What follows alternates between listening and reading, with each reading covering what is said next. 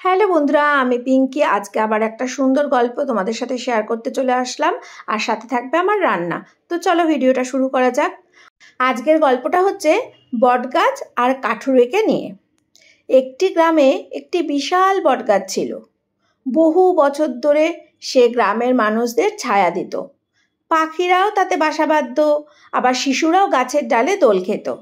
সেই গাছটা সবাইকে নিঃস্বার্থভাবে কিছু না কিছু দিয়েই যেত।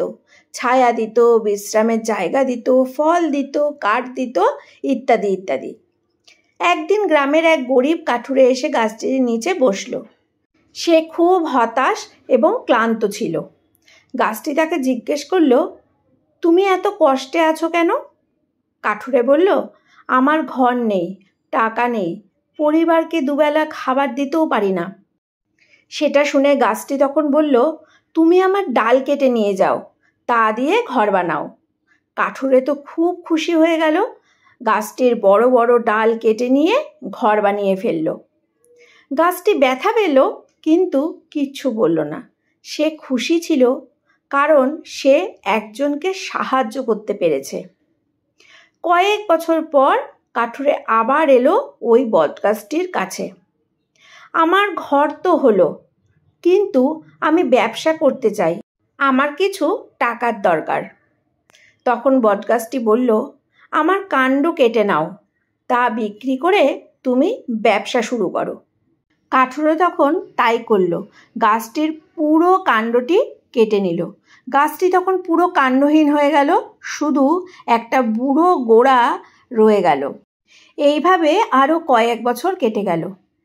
কাঠুরে তখন বৃদ্ধ। সে আবার সেই পুরনো বটগাছটির কাছে এলো। এবার সে ক্লান্ত, একাকী এবং অবসরপ্রাপ্ত।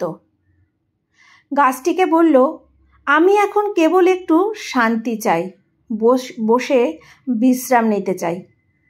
গাছটি তখন নরম গলায় বলল, এসো, আমার গাছের গোড়ায় এসে তুমি বিশ্রাম নাও।